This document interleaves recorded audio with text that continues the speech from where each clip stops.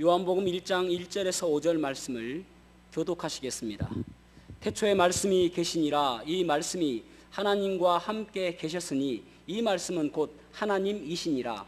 그가 태초에 하나님과 함께 계셨고 만물이 그로 말미암아 지은 바 되었으니 지은 것이 하나도 그가 없이는 된 것이 없느니라.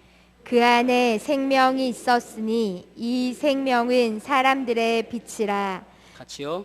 빛이 어둠에 비치되 어둠이 깨닫지 못하더라. 아멘. 착석하시겠습니다. 이런 이야기가 있습니다. 영국의 한 시골 마을에 부잣집의 아들이 있었습니다. 이 부잣집의 아들이 어느 날 웅덩이에서 놀다가 이제 빠져가지고 익사 직전이 되었습니다. 아주 위급한 상황이 되었습니다. 그때 그 마을에 살던 한 가난한 집의 소년이 이 아이를 구출해냈습니다. 그리고 나서 이제 이것이 계기가 되어서 둘이 친구가 되었습니다. 그런데 이제 부잣집 소년은 항상 마음에 진빚이 있으니까 어떻게 하면 이런 은혜를 갚을 수 있을까 그런 생각을 갖게 되었습니다. 그래서 이제 그 친구에게 넌지시 물어봤습니다. 내가 뭔가 너에게 좀 잘해주고 싶은데 소원이 뭐냐? 그 소원 내가 좀 들어주고 싶다. 그렇게 물어보니까 이 가난한 집의 그 소년이 이야기하기를 내 소원은 사실은 런던에 가서 그 의학 공부를 좀 하는 것이 소원이다. 그래서 의사가 되는 것이 내 소원이다 라고 이야기를 했습니다. 그래서 부잣집 이 소년이 이 아버지에게 부탁을 해서 결국은 이 아이를 런던으로 보내서 의사가 되게 했습니다. 이 가난한 집 소년의 이름이 알렉산더 플레밍이라는 사람입니다. 그러니까 페니실린을 발견한 사람이죠. 그리고 나서 이제 페니실린을 발견하였는데 그리고 나서 얼마 되지 않아서 그 친구였던 부잣집 소년 이 친구가 갑자기 폐렴으로 위독하게 되었다라는 소식을 듣게 되어집니다. 그래서 그가 발견한 페니실린을 가지고 그에게 가서 그를 치료해 줍니다. 그래서 나았어요. 그 부잣집 소년의 이름이 세계 2차 대전의 영국의 영웅이었던 윈스턴 처칠입니다. 참 우리가 볼 때에 어떤 만남이라는 것이 참 중요한 것 같아요. 저와 여러분의 만남도 참 소중한 만남이기도 하고 그렇는데 어떤 만남은 좋은 만남이 있는가 하면 또 어떤 만남은 그리 좋지 못한 만남도 있는 것 같습니다. 정채봉이라는 분의 만남이라는 글이 있는데 제가 한번 읽어보겠습니다. 정채봉의 만남. 가장 잘못된 만남은 생선과 같은 만남이다. 만날수록 비린내가 묻어오니까. 가장 조심해야 할 만남은 꽃송이 같은 만남이다. 피어 있을 때에는 환호하다가 시들면 버리니까. 가장 비천한 만남은 건전지와 같은 만남이다. 힘이 있을 때는 간수하고 힘이 닳았을 때는 던져버리니까. 가장 시간이 아까운 만남은 지우개 같은 만남이다. 금방의 만남이 순식간에 지워져 버리니까. 가장 아름다운 만남은 손수건과 같은 만남이다. 힘이 들 때는 땀을 닦아주고 슬플 때는 눈물을 닦아주니까. 보통 청소년들 같은 경우에도 만남을 잘못해서 친구를 잘못 만나서 잘못된 길을 가기도 하고 그렇습니다. 그래서 인생의 평생 동안 제가 그거 안 했네요. 소개를 안 했네. 오늘 은채가 오랜만에 왔는데 은채 어디 있습니까? 일어나 보세요. 박수로서 환영을 하도록 하겠습니다.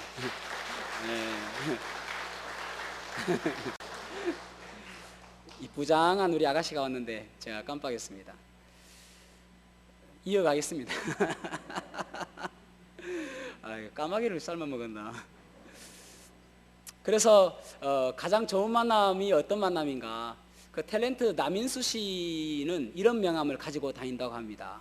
당신과 내가 만났을 때는, 나를 만난 후에 나를 잊는 것은 대수롭지 않은 일이지만 예수 그리스도를 잃어버리는 것은 당신에게 치명적인 일입니다.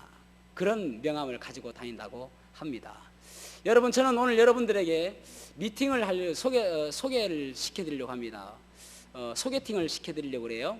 예수 그리스도입니다.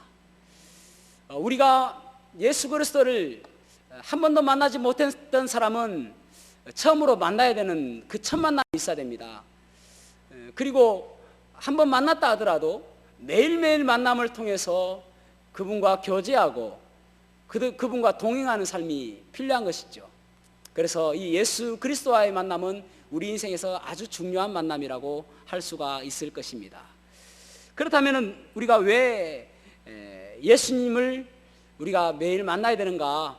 오늘 본문의 말씀을 가지고 생명 되신 예수 그리스도라는 제목으로 말씀을 나누겠습니다. 첫 번째로는 모든 문제의 답이신 하나님이시기 때문에 그렇습니다. 예수님은 모든 문제의 답이신 하나님이시기 때문에 그렇습니다. 자, 요한복음 1장 1절 말씀을 같이 읽어보겠습니다. 시작. 태초에 말씀이 계시니라.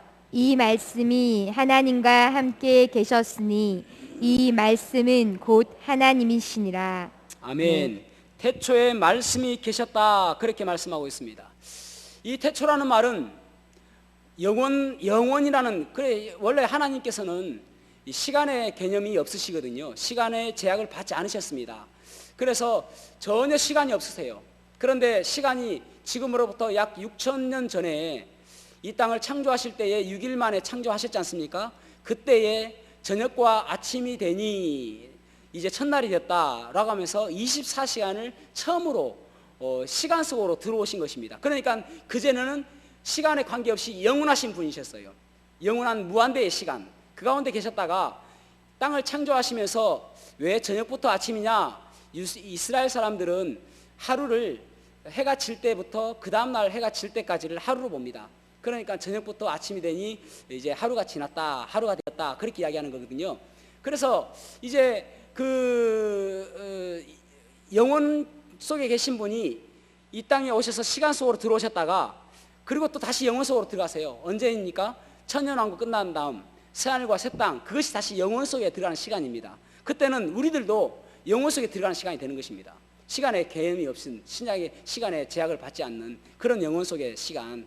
그래서 그 영혼 속의 시간도에 예수님께서는 태초에 말씀이 계셨다. 그 영혼 속에 예수님은 계셨다라는 것입니다. 그 시간이 언제인지 여러분 출애굽기 3장에 보면은 모세가 하나님께 물어보잖아요. 당신의 이름은 무엇입니까? 라고 물어보잖아요. 그러자 하나님께서 그 분의 이름을 스스로 말씀하시기를 I am that I am, 나는 스스로 있는 자다. 영원부터 처음부터 계셨다. 처음이 끝이 없는 거예요. 그때부터 계셨다라고 하는 것입니다. 그러면서 이제 창세기 1장 1절에서 태초에 하나님이 천지를 창조하시니라, 이 말씀은 요 시땅이에요. 이제부터 이제 그 영혼 속에서 맨 첫 시간에, 그 첫 시간에 이제 하나님께서 천지를 창조하셨다, 그런 말입니다. 그러니까 그 영혼 속의 시간에 그 태초에 하나님이 천지를 창조하셨다라고 할 때 그 하나님이라는 단어가 히브리어로는 엘로힘이라는 단어입니다. 엘로힘이라는 단어는 복수예요.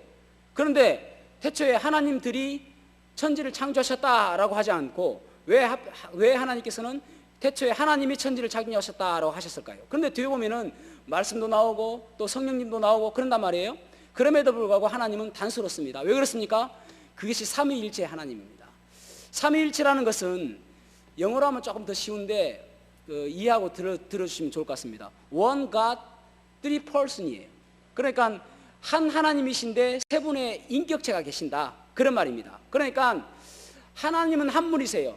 본질이 똑같습니다. 전혀 다르지 않아요. 영원부터 영원까지 계시는 분이 하나님이세요. 그런 하나님이 한 분이세요. 그런데 그 한 분 안에 인격체가 세 분이 계신다, 그런 말입니다. 그러니까 One God, three person이에요. 그래서 엘로힘이라는 단어가 복수로 쓰였다는 것을 기억하시면 좋을 것 같고, 그 다음에 이제 여기 보면은 말씀, 그 태초에 말씀이 계셨다라는 거예요. 말씀이 계셨다. 이 말씀을 헬라어로는 로고스라고 이야기합니다. 로고스. 이 로고스라는 말을 왜 로고스라고 쓰여졌는가를 한번 좀 생각해 봐야 되는데, 유대인들은요, 성경에 보면은 로고스에 대해서 여러 번 말씀을 하고 있습니다. 예를 들어서 성경을 나중에 말씀을 한번 더 들어보시면서 찾아보시면 좋을 것 같은데, 시편 33편 6절, 시편 107편 20절, 시편 147편 15절에서 18절, 이사야 55장 10절에서 11절에 보면은 말씀을 너에게 보내주겠다, 그 말씀이 하나님의 뜻을 이룰 것이다 라고 말씀하세요. 그러니까 유대인들은, 적어도 구약 성경을 읽었던 유대인들은, 이 로고스 말씀은 하나님께서 하나님의 뜻을 이루시기 위해서 이 땅에 보내주시는 분이시다 라는 것을 알고 있습니다. 그 다음에 그 당시에 많은 사람들은 어떤 문화에 포함되어 있냐면 그리스 문화, 헬라 문화 속에 속합니다. 그 사람들은 어떤 철학을 가지고 있느냐 하면은 헬라 문화 속에서 플라톤 철학을 가지고 있는 거예요. 플라톤. 그러니까 플라톤 철학에는 어떤 마음이 있냐, 어떤 그 사상이 있냐면은 로고스 사상이 있는데, 이 로고스는 무엇이냐면은 그 하나님과 물질 세계의 중재 역할을 하는 것이 로고스다, 그렇게 이해하고 있는 겁니다. 그러니까 그 물질 세계와 하나님과 연결해주는 언어, 논쟁, 모든 것들을 엄청 포괄적으로 생각할 때에 그것이 로고스다라고 이야기하는 거예요. 그런데 요한이 지금 여기서 로고스라고 하는 것은 너희들이 알고 있는 그 로고스가 아니라 하나님의 아들 예수 그리스도께서 태초부터 계셨던 그분께서 로고스이신데, 그분이 바로 이 땅에 오신 이유는 무엇이냐면은, 이 땅에 오신 이유를 말씀하고 있는 것이 요한복음 20장에 말씀하고 있거든요. 요한복음 20장에서 왜 요한복음을 기록했는가를 말씀하고 있는데, 오직 이것을 기록함은 너희로 예수께서 하나님의 아들 그리스도이심을 믿게 하려 함이요, 또한 너희로 믿고 그 이름을 힘입어 생명을 얻게 하려 하심이라, 그렇게 말씀하고 있습니다. 그러니까 사실은 요한복음을 쓴 이유는 무엇이냐면은 우리들에게 생명을 주시기 위해서 요한복음을 썼다라는 것입니다. 그러니까 이 로고스는 그저 너희들이 알고 있는 그런 조그마한 로고스가 아니라 하나님의 아들이신 로고스, 하나님의 아들이신 그 예수님께서 말씀으로 계셨는데 그분이 이 땅에 오셨다, 그런 말입니다. 그래서 요한복음 3장 16절 말씀에 하나님이 세상을 이처럼 사랑하사 독생자 예수 그리스도를 보내주셨는데 그 예수 그리스도가 로고스다, 이를 믿는 자는 영생을 얻는다고 말씀하시고 하나님의 자녀가 되는 권세를 주신다고 말씀하는 거예요. 그러니까 너희들이 생각하는 그 간단한 로고스가 아니다, 그러니까 하나님의 말씀이다, 그렇게 이야기하고 있는 거예요. 그러면서 이 로고스라는 말씀이, 로고스를 그냥 우리로 생각하면 말씀이니까요, 히브리서 11장 1절에 보면 이렇게 말씀하고 있습니다. 옛적에 선지자들을 통하여 여러 부분과 여러 모양으로 우리 조상들에게 말씀하신 하나님이, 그 하나님이 예수 그리스도를 보내주셨는데, 예전에는 여러 가지 말씀으로 선지자를 통해서 하나님의 말씀을 전해주셨는데 그 로고스이신 말씀이 직접 오셨다는 거예요. 그 말씀이 이 땅에 오심으로 인해서, 여러분 이때까지는 선지자를 통해서 말씀을 주셨는데 그 말씀의 본체이시고 말씀의 본질이시고 그 말씀의 결론이시고 말씀의 완성이신 그 예수님께서 이 땅에 오셨기 때문에 더 이상 말씀이 필요하지 않다라는 말이에요. 그러니까 예수님 오신 그 뒤에 성경이 더 이상 없는 거예요. 그것은 성경이 완성되어진 것입니다. 왜냐하면 로고스이신 말씀이신 그 예수님께서 이 땅에 오셨기 때문에 그렇습니다. 그러면서 여기 보면은 그 말씀이 하나님과 함께 계셨다, 그렇게 말씀하고 있습니다. 하나님과 함께 계셨다. 함께라는 단어가 여러 가지 의미를 가질 수 있죠. 예를 들어서 나란히, 그런 의미가 가지고 있는데 그런 히브리어는 메타라는 단어입니다. 메타 하면 나란히 함께 있다, 그런 말이고요. 그 다음에 이제 가까이, 옆에, 곁에, 이런 것은 파라라는 전치사를 씁니다. 파라라는 전치사. 그래서 성령님께서 우리 가까이 계신다, 가까이 계시는 분이다 해서 파라클레토스라고 하잖아요. 그러니까 이 파라라는 단어는 가까이, 옆에, 그런 뜻이거든요. 그런데 여기서는 독특하게 프로스라는 전치사를 썼습니다. 프로스라는 전치사는 마주 앉아라는 뜻입니다. 그러니까 그 태초에 하나님이 말씀이 계셨는데 그 말씀이 하나님과 마주 앉아 계신다, 그런 뜻입니다. 그러니까 이 말씀은, 그 말씀이 곧 하나님이시다. 그러니까 하나님과 같이 계시고 하나님과 마주 앉아 계시는데 그분이 하나님이시다. In the beginning was the word. In the beginning was the word. 그 하나님이 하나님 그 태초에 계셨는데 the word was with God. 그 하나님 그 말씀이 하나님과 함께 계셨고 the word was God. 그분이 하나님이다. 엄청나게 대단한 일인데 그 말씀에는 하나님은 그 예수님은 창조자 하나님이시다라는 거예요. 함께 계셨기 때문에 그 창조의 자리에 계셨다. 여러분 하나님은요 스케일이 얼마나 크신가 한번 생각해 본다면은 이 세상은 우주에 우리는 살고 있습니다. 이 우주에 그 가운데서 한 은하계에 있죠. 우리 한 은하계에 있는데 이 은하계에 별이 몇 개인가? 우리도 지구도 별 중에 하나니까요. 1000억 개. 그런데 이 전체 세계에서 이 은하계가 몇 개나 있는가? 1억 개. 그러니까 이 1000억 개의 별들이 있는 이 은하계가 1억 개가 있다. 1억 개. 그런데 그것을 우리 예수님께서 말씀으로 별이 있으라 하니까 별이 생긴 거예요. 빛이 있으라 하니까 빛이 생긴 것처럼 말씀으로 창조하셨다. 그래서 참 그 아인슈타인이 재미있는 이런 이야기를 했습니다. 아인슈타인이 사람이 만들 수 있는 가장 큰 망원경으로 우주를 본다 해도 10억 분의 1밖에 보지 못한다. 그게 우리 하나님입니다. 대단하신 하나님이시죠. 그분이 모든 것들을 말씀으로 창조하신 그 하나님이십니다. 그래서 참 재미있는 것이 예레미야 5장 22절에 보면 이렇게 말씀하고 있어요. 너희가 나를 두려워하지 아니하느냐. 그리고 내 앞에서 떨지 아니하겠느냐. 아니 너희들이 내가 누군 줄 알고 두려워하지도 않고 떨지도 아니하느냐. 그러면 이제 내가 누구냐 이 말을 어떻게 뭐라고 이야기하면 내가 모래를 두어 바다의 한계를 삼고 그것으로 영원한 한계를 삼았다. 그래서 지나치지 못하게 하였다. 파도가 아무리 거칠게 굴어도 파도가 넘지 못하고 파도가 아무리 뛰어돌아도 넘지 못한다. 그렇게 말씀해요. 그러니까 하나님께서 이 바다가 있는데 모래를 딱 둬가지고 너희들이 거기까지만 해놓으니까 바다가 더 이상 넘어오지 않는다는 것입니다. 그 하나님이 우리 하나님이시다. 그 하나님이 창조주 하나님이시라는 말입니다. 그러니까 이 하나님이 창조주 하나님만이 여러분 우리에게 어떤 병들이 있을 수 있고 우리에게 어떤 나쁜 일이 있을 수 있고 우리가 절망 가운데 있을 수 있지만은 그 하나님이 창조주 하나님이시기에 그 모든 문제들을 해결할 수 있는 답이신 하나님이신 것입니다. 우리가 잘 아는 그 헨리 포드 아시죠? 자동차를 처음 만드신 헨리 포드라고 있지 않습니까? 이 헨리 포드가 그 미시간주에 처음에 이제 자동차 공장을 만들 때에 그 당시에 스타인맥스라는 전기 발전기 전문가가 있었다고 합니다. 그래서 이제 그 미시간 주에 있는 그 헨리 포드 자동차 회사에 큰 발전기를 거기에 넣은 거예요. 그런데 어느 날 갑자기 발전기가 고장이 났습니다. 그래가지고 뭐 난리가 난 거예요. 빨리 이제 자동차를 또 찍어내야 되는데 만들어야 되는데 전기가 안 되니까 올스톱 된 것이죠. 그래서 전기에 관한 전문가들을 다 불렀습니다. 엄청나게 많이 살아왔는데도 불구하고 이 발전기를 못 고치는 거예요. 그래서 결국은 이 스타인맥스를 초청을 했습니다. 초대를 했습니다. 와서 좀 고쳐달라.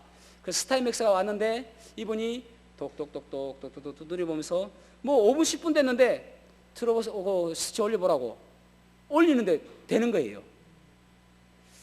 그리고 나서 이분이 이제 돌아가서 청구서를 보내왔습니다. 청구서가 얼마냐? 1만 달러. 오늘날로 치면 약 1000만 원 정도. 그런데 여러분 그게 언제 때입니까? 그러면은 10배만 해도 1억, 10배도 넘을 거예요. 100배 하면 10억. 그걸 청구서로 보낸 거예요. 그래서 헨리 포드가 생각할 때에 너무하지 않느냐 이거. 그래서 그 청구서 밑에 답글을 적어 보냈습니다. 아니 채 5분 10분도 되지 않는 시간에 똑똑똑똑 쳐가지고 그래가지고 됐는데 이 비용이 너무 과하지 않습니까? 그렇게 보낸 거예요. 그러니까 스타인맥스가 뭐라고 답변을 하냐면은 똑똑똑똑 두드리는 값이 10달러. 그리고 어디를 두드려야 하는 그 알아내는 값이 $9,990. 그래서 결국은 헨리 포드가 이 $10,000를 지불했다는 이야기가 있습니다.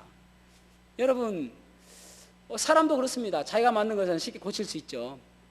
하나님께서 우리를 창조하셨다면, 예수님께서 우리를 창조하셨다면, 우리를 모든 것들을 설계하셨다면은 이 문제를 해결하지 못하실 분이 아니신 것입니다.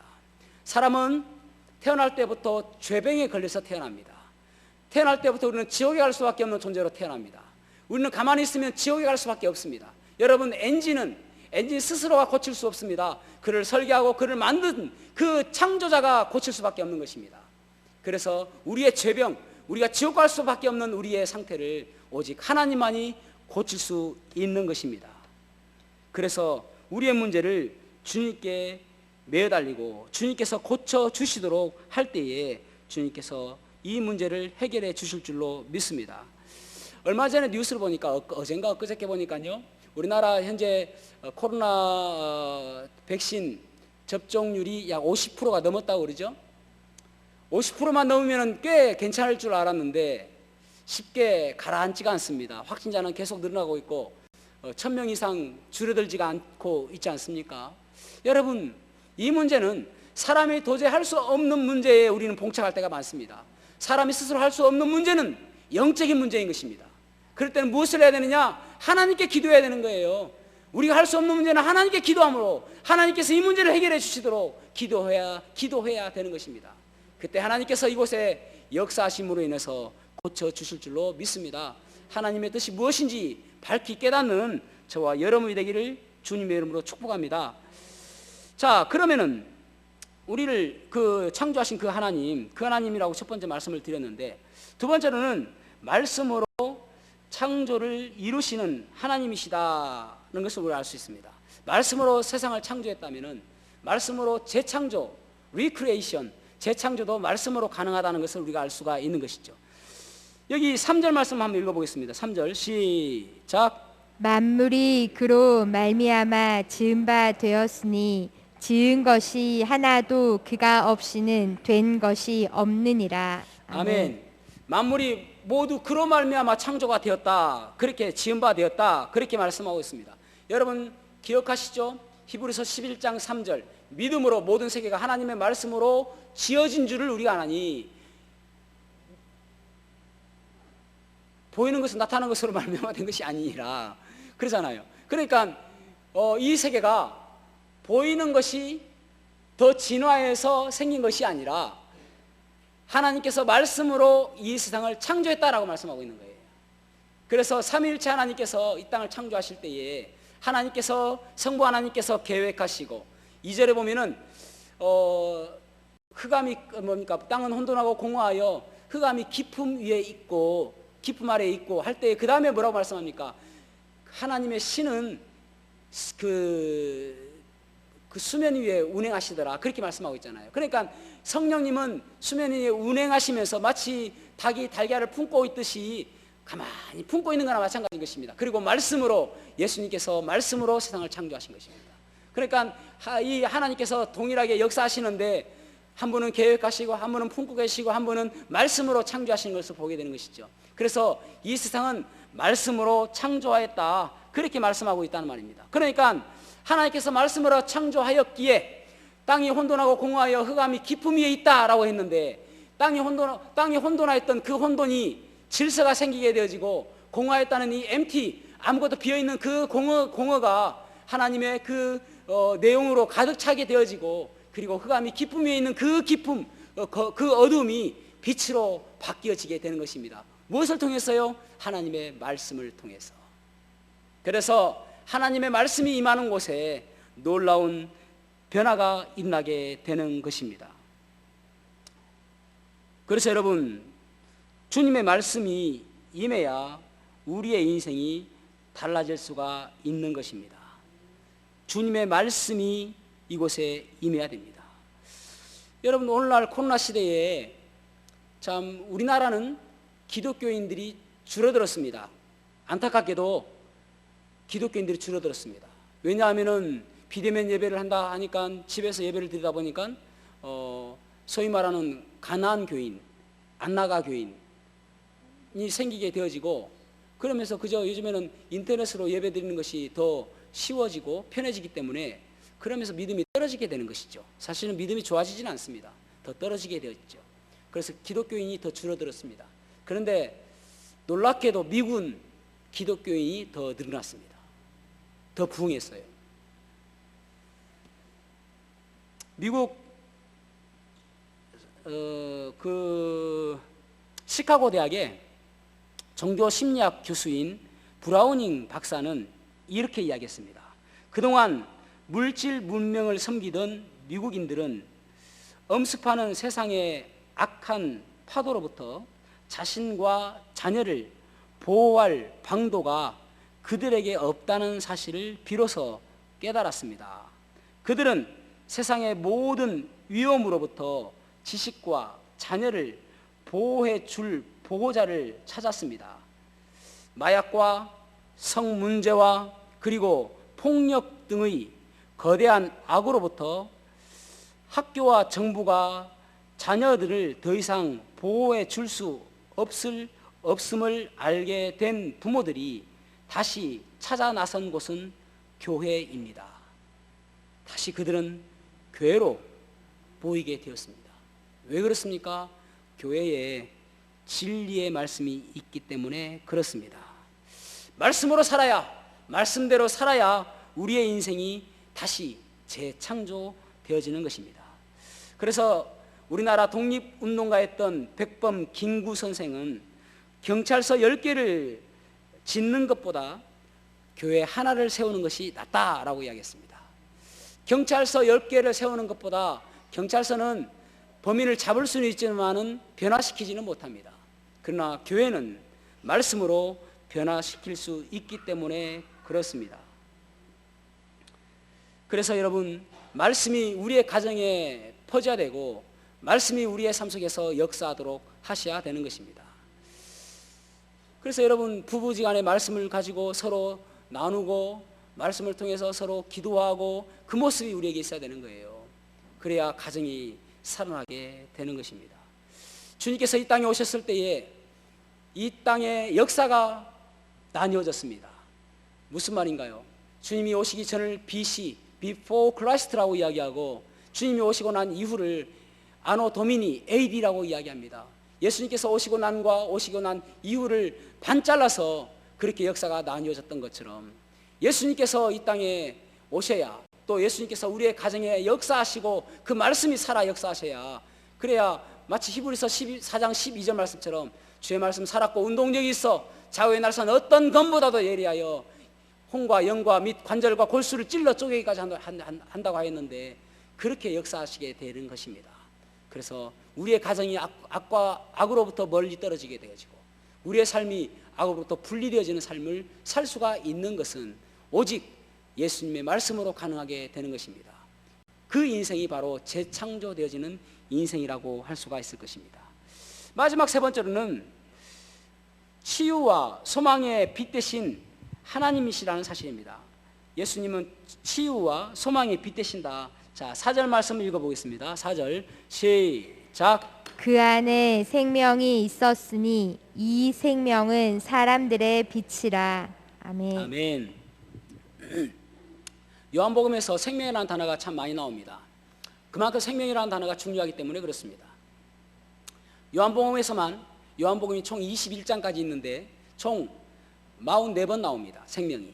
그러니까 적어도 한 장에 2번 이상이 나온다고 생각할 수 있겠죠. 그만큼 생명이라는 말이 참 중요합니다. 그래서 우리가 생명을 얻기 위해서는 참 생명을 얻기 위해서는 요한복음을 읽어봐야 된다라고 할 정도로 요한복음은 중요한 성경입니다. 로마서 못지않게 요한복음도 참 중요하다라고 할 수가 있을 것입니다. 그런데 그 안에 생명이 있다. 예수님 안에, 그분 안에 생명이 있다. 그렇게 말씀하고 있습니다. 이 말씀은 무엇을 의미하는가? 생명이라는 것은 무에서 유로 될 수가 없는 것이 생명입니다. 그리고 적어도 기독교적인 시각으로 바라본다면 이 조그만한 지구, 이 지구 외에는 생명체가 없습니다. 뭐 오늘날 과학이 발달해서 화성에 가보고 그래서 혹시 생명체가 있는가 싶기도 하고 생명체가 있으려면은요 빛과 공기와 또 물과 음식 이 네 가지가 분명히 있어야 되거든요. 그거 없으면 생명 없습니다. 그런데 물 있다고 해서 화성에 물이 있더라 그래서 생명체가 있을지 모르겠다 뭐 그런 이야기도 하고 또 UFO 이야기도 하고 그러지만은 적어도 기독교적인 시각으로 바라본다면은 이 지구 외에는 생명체는 없습니다. 그리고 이 생명은 생명에서 생명으로 생긴다는 말입니다. 그런데 최초의 생명을 어떻게 이 땅에 생겼는가? 최초의 생명은 지금으로부터 약 6,000년 전에 예수님께서 아담과 하와에게 그때 하나님께서 우리의 형상대로 사람을 만들자라고 하심으로 인해서 그들에게 생명을 주심으로 인해서 생명이 생겼습니다. 그런데 오늘 본문의 말씀에 보면은 그 안에 생명이 있다라는 이 말씀의 원래의 의미는 무엇이냐면은 생명의 근원은 오직 예수님이다라는 말입니다. 그러니까 여러분 오늘날 이 땅에 살아가면서 고양이도 생명이 있고 강아지도 생명이 있고 또 꽃도 생명이 있고 식물도 생명이 있고 또 뭐 바퀴벌레도 생명이 있죠. 모든 것들이 살아있는 것은 다 생명이 있습니다. 그런데 그 생명의 근원, 그 생명을 주신 분이 누구인가? 바로 예수 그리스도라는 것입니다. 그분 안에 생명이 우리에게 왔다라는 것입니다. 그런데 여러분 그 생명에는 두 가지가 있죠. 하나는 일시적인 생명, 잠정적 생명이라고 이야기합니다. 템포러리 라이프라고 이야기합니다. 그러니까 일시적인 생명, 그런 생명이 있고 또 영원한 생명이 있습니다. 우리가 죽으면 천국 가는 영원한 생명, 이터널 라이프라고 이야기합니다. 그런데 이 이터널 라이프하고 또 비슷한 말이 에버래스팅 라이프, 영존하는 생명, 이것이 비슷한 것이죠. 그런데 템포러리 라이프는 이 땅에서만 살아가는 거예요. 이 땅이 지나면 그 생명은 없어지는 것입니다. 그래서 일시적인 생명입니다. 그런데 이 예수 그리스도로 인해서 처음에 이 템포러리 라이프, 이 잠정적인 생명을 받은 우리는 결국은 우리에게 영원한 생명이 있어야 되거든요. 그렇지 않으면 우리는 다 죽게 된단 말입니다. 그래서 우리는 이 템포러리 라이프만 가지고 있다면 다 지옥 갈 수밖에 없는 상태예요. 그런데 이 주님께서 또 하나 가지고 계신 것이 무엇이냐면은 이터널 라이프를 가지고 있는 거예요. 영원한 생명을 가지고 있는 거예요. 그 생명을 우리가 가지고 있어야 그래야 우리는 지옥 가지 않고 천국에 가는 것입니다. 저는 여러분 제가 설교 때마다 꼭 반드시 하려고 의도적으로 이야기하는 것이 무엇이냐면은 복음과 구원과 십자가와 그리고 재림입니다.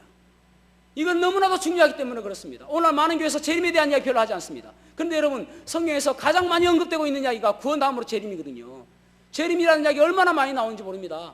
그런데 재림이라는 것은 왜 중요하냐 하면은 그때에 우리가 내가 살아있는 사람인가, 이터널 라이프를 갖고 있는가, 에버래스팅 라이프를 갖고 있는가, 이것이 판명나기 때문에 그렇습니다. 여러분 주님께서 요한계시록 21장에 보면 22장에 보면은 요한복음 22장까지 있으니까 22장에 보면은 속혈이라는 세 번 동안 말씀하세요. 7장 12장 7절 12절 20절에 보면은 내가 속혈이라 반드시 올 것이라고 말씀하고 있습니다. 그래서 데살로니가서 4장 16절에 보면은 주께서 호령과 천사장의 소리와 하나님의 나팔 소리로 친히 하늘로부터 강림하시리니 그때 죽었던 자들이 먼저 일어나고 그리고 살아있는 우리들도 호련히 변화가 되어 공중으로 끌어올림을 받게 된다. 그렇게 말씀하잖아요. 그곳에서 주를 영접하게 하시리니. 여러분 그때에 끌어올림 받는 사람들이 누구입니까? 이터널 라이프를 소유한 사람, 주님의 그 생명을 가지고 있는 사람, 주님께서 가지고 있는 이 영원한 생명을 가지고 있는 사람, 그 사람만이 들림을 받게 되는 것입니다. 그렇지 아니한 사람들은 다 지옥 갈 수밖에 없는 거예요. 그런데 놀랍게도 우리는 그날을 사모하며 살아가고 있습니다. 그런데 놀랍게도 이 세상의 모든 피조물들이 그날을 기다린다고 이야기하잖아요. 로마서 8장 19절에서 22절 말씀을 읽어보겠습니다. 로마서 8장 19절에서 22절 시작. 피조물이 고대하는 바는 하나님의 아들들이 나타나는 것이니 피조물이 허무한데 굴복하는 것은 자기 뜻이 아니요 오직 굴복하게 하시는 이로 말미암음이라. 그 바라는 것은 피조물도 썩어짐의 종 노릇한 데서 해방되어 하나님의 자녀들의 영광의 자유에 이르는 것이니라. 피조물이 다 이제까지 함께 탄식하며 함께 고통을 겪고 있는 것을 우리가 아느니라. 아멘. 아멘. 참 재미있는 표현이 나오죠. 피조물도 탄식하며 기다리고 있는 것이 무엇인가? 하나님의 아들들이 나타나는 것을 기다린다. 그것은 무엇입니까? 예수 그리스도께서 이 땅에 재림하실 때에 그 주위에 그 구원받은 그리스도인들이 같이 나타나는 예수님의 지상 재림을 기다리고 있다라는 말입니다. 왜 그렇습니까? 그날은 이 땅이 회복되는 날이기 때문에 그렇습니다. 그때까지 모든 피조물들이, 저기 지나가는 지렁이도, 저기 지나가는 강아지도, 저기 지나가는 개도 지금 탄식하고 있다는 거예요. 야, 이 세상 너무 살기 힘들다.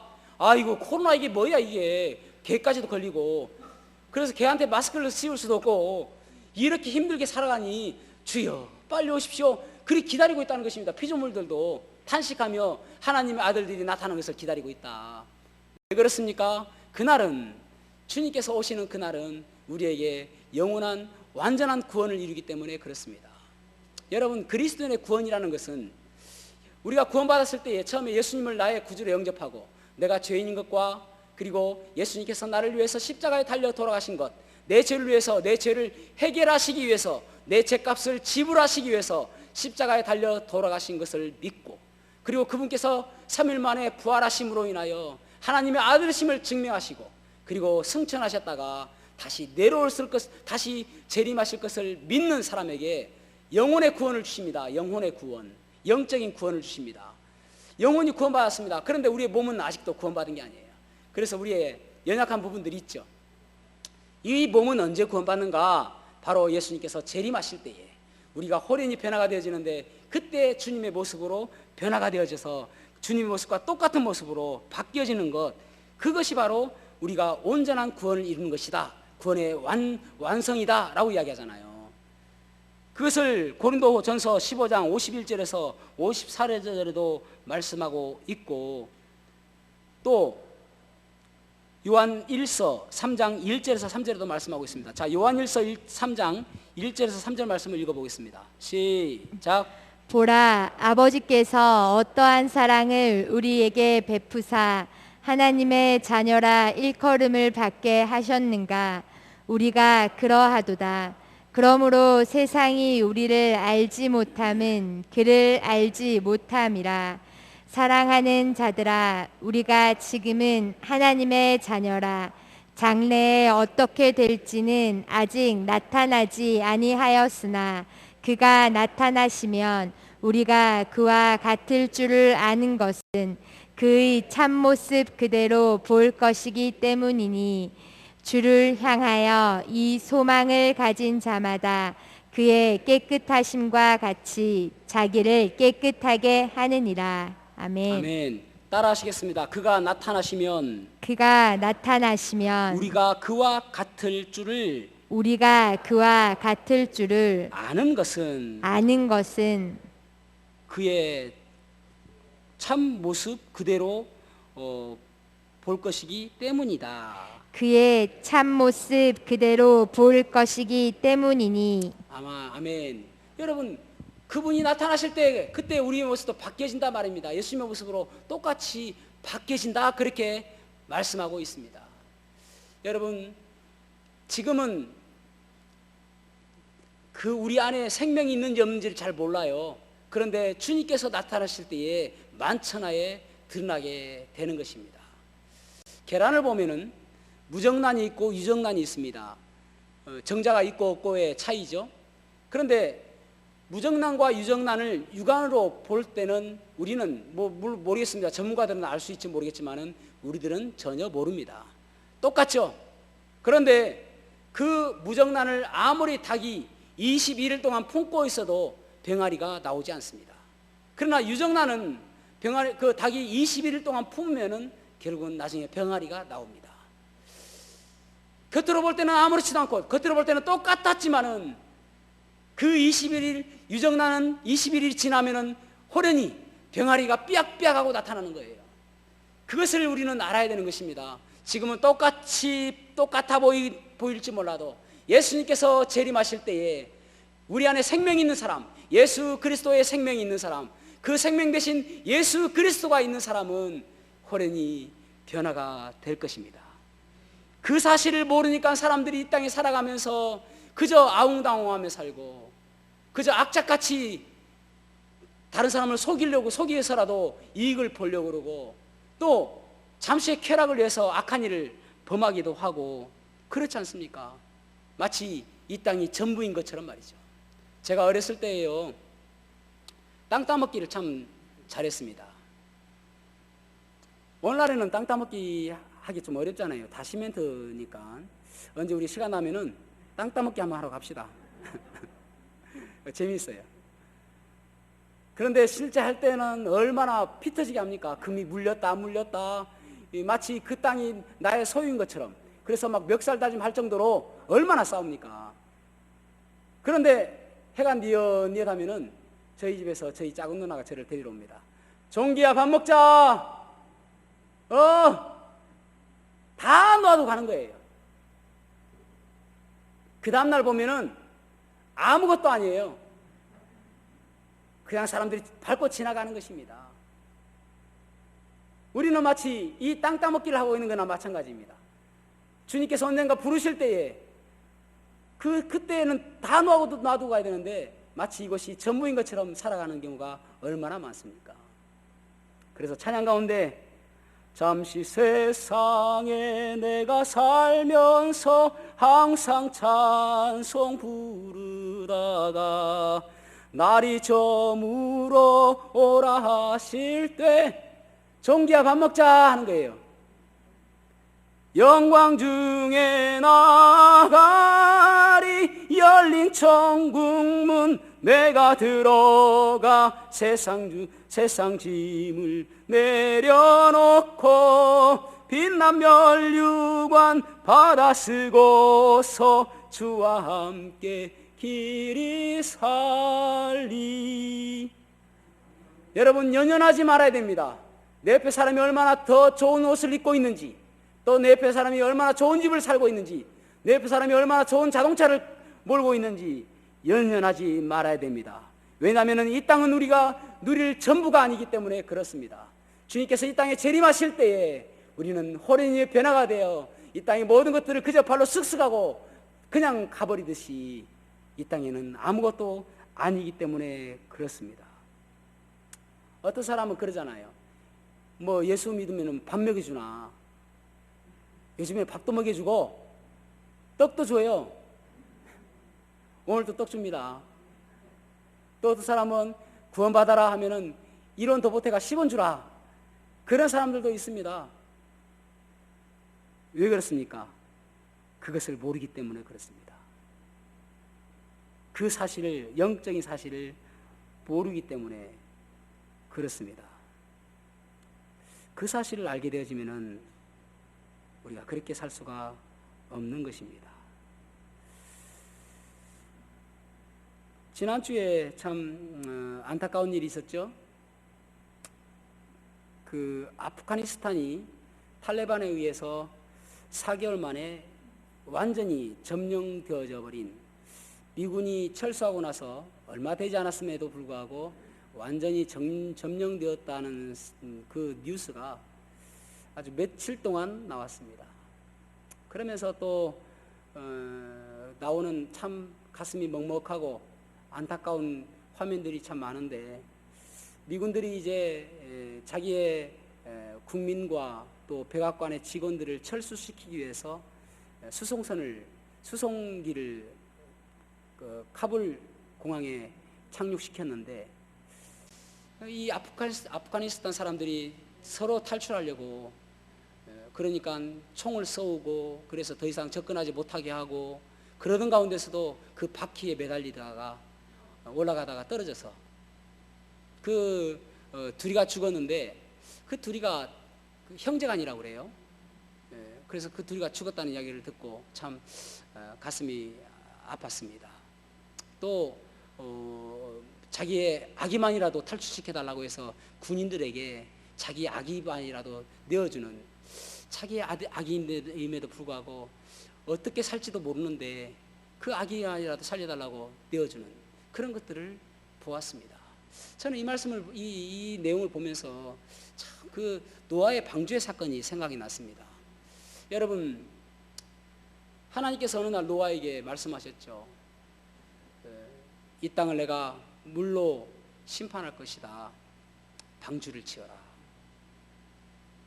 그래서 노아는 그 말씀에 순종해서 무려 120년 동안 방주를 짓습니다. 여러분, 120년 동안 사람들에게 얼마나 많은 전도를 했을까요? 만나는 사람마다 곧 이 땅은 하나님께서 이 죄악으로 인해서 물로 심판하게 될 것이다. 그러니 이제 깨어 있어라. 그리고 방주가 다 되어지면 방주로 들어와라. 그 이야기를 얼마나 많이 했을까요?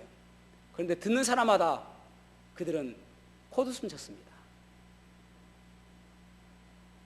물론 처음에는 조금 두려운 마음이 있었겠죠. 방주를 처음에 짓기 시작했을 때 사람들은 웃었을 것입니다. 그러다가 어느 날, 120년 동안 비가 여러 번 왔을 거 아닙니까? 비가 올 때마다 진짜 비 오네? 그런데 그치거든요. 그러면 그치지. 또 120년 동안에 있을 때에 마치 어제처럼 비가 많이 왔을 수도 있겠죠. 오늘인가 비가 예전보다 좀 다르네? 그런데 그쳐요. 그러면 그렇지. 이 일이 여러 번 반복하다 보면은 나중에는 이런 것들이 전혀 문제가 되지 않습니다. 전혀 경각심이 없습니다. 그거 거짓말이야. 설마 그런 일이 있으려고 그렇게 생각하고 있단 말입니다. 그래서 누가복음 17장 26절에서 27절 한번 보겠습니다. 누가복음 17장 26절에서 27절 시작. 노아의 때에 된 것과 같이 인자의 때에도 그러하리라. 노아가 방주에 들어가던 날까지 사람들이 먹고 마시고 장가들고 시집가더니 홍수가 나서 그들을 다 멸망시켰으며. 아멘. 그들이 먹고 마시고 장가들고 시집가더니 홍수가 나서 그들을 모두가 다 죽었다라고 말하고 있습니다. 여러분, 여기서 먹고 마시고 장가들고 시집가는 게 문제가 아니에요. 그럼에도 불구하고 곧 하나님께서 멸망시킬 것이라는 생각을 가지고 깨어 있으며 방주로 들어갔으면 되는 것 아닙니까? 그런데 그들은 그것을 전혀 생각하지 못했습니다. 비가 점점 많이 왔습니다. 그래서 이제 이때다라고 해서 하나님께서 노아에게 이야기해줘서 짐승들을 다 태우고, 그리고 사람들도 그의 가족들이 다 탔지 않습니까? 8명이 탔습니다. 그런데 점점 비가 많이 오면서 발목까지 찹니다. 그리고 무릎까지 찹니다. 그리고 어깨까지 점점 올 때마다 그들은 이제는 이것은 뭔가 심상치 않다라는 생각을 가졌을 거예요. 그전과 좀 다르다라고 생각했을 거예요. 이 비는 그전과 좀 다르다라는 생각을 갖게 되었을 것입니다. 그래서 그 방주가 있는 곳으로 갔을 거예요. 그런데 여러분, 방주가 열려 있을 때와 문이 닫혔을 때는 확연히 다른 것입니다. 열려 있을 때는 아무 때나 들어갈 수 있었지만은 닫혔을 때는 더 이상 그들은 그곳에 들어갈 수가 없었습니다. 어떤 사람은 노크를 하면 문 좀 열어주시오라고 했을 것이고, 문이 점점 열리지 않으니까 그들은 손으로 끌었을 것이고, 그리고 손톱이 다 빠져가면서 피가 나고, 그럼에도 불구하고 점점 물이 차고 나서 점점 자기들의 목까지 물이 차오니까 우리를 좀 살려주시오라고 했지만은 그 방주문은 열리지 않았습니다. 왜 그렇습니까? 하나님께서 그 문을 닫았기 때문입니다. 노아가 문을 닫은 것이 아니라 하나님께서 문을 닫았기 때문에 노아가 열어줄 수가 없는 상황이었습니다. 문이 열려 있을 때는 아무나 갈 수 있었지만은 그들이 그때는 시집가고 장가가고 먹고 마시고 모든 일을 하면서 그들은 그 방주로 갈 생각은 뭐였던 것입니다. 오늘날도 마찬가지죠. 여러분, 직장 가는 것도 중요합니다. 찻집에 가는 것도 중요합니다. 영화 보는 것도 중요하고 먹고 마시는 거 다 중요합니다. 여러분, 그거 한다고 우리가 지옥 가는 거 아니에요. 그러나 그 가운데서 예수 그리스도께 와야 되는 것입니다. 이 은혜 때 예수님께로 나와야, 그래야 그 방주의 문이 열려 있을 때 들어갈 수 있는 것처럼 방주의 문이 닫히면은 더 이상 기회가 없는 것입니다. 이 아프가니스탄에서 탈출하고 싶어서 얼마나 몸부림칩니까? 그럼에도 불구하고 그들은 마음껏 탈출할 수 없는 것처럼 방주 문이 닫혔을 때는 더 이상 들어갈 수가 없는 것입니다. 아무리 살려주시오 살려주시오 그렇게 외쳐도 문은 열리지 않는 거예요. 여러분, 지금은 우리가 은혜의 때라고 이야기합니다. 주님께 지금 돌아올 때입니다. 지금 방주문이 열려있는 때입니다. 어느 순간인가 호련히 변화가 되어서 우리는 다 공중으로 들림받게 되지만 그때부터 이 땅은 7년 환란기를 통과하게 될 것이고, 여러분, 7년 환란기에는 구원받는 사람이 무척이나 적습니다. 왜냐하면 적그리스도에게 동참할 수밖에 없는 시스템이기 때문에 그렇습니다. 지금은 구원은 지금 받아야 되는 것입니다. 그때는 순교를 각오해야 받습니다. 목숨을 내가 버려야 되겠다라고 해야 받습니다. 그러나 지금은, 그래서 끝까지 견디고 인내하는 자에게 구원이 있으리라고 말씀하신 그 마태복음 말씀, 그 말씀은 바로 그 7년 환란기 때이거든요. 지금 은혜 때에 주님께로 돌아와야 되는 것입니다. 내 안에 생명이 있느냐? 이터널 라이프, 영원한 생명이 나에게 있느냐? 날마다 점검해보고, 그리고 또 내 주위에 생명이 없는 사람, 지금의 은혜 받을 때임을 기억하게 하고 그들을 전도하고 구원받게 하는 것이 우리의 이름을 기억하시기를 바랍니다. 기도하시겠습니다.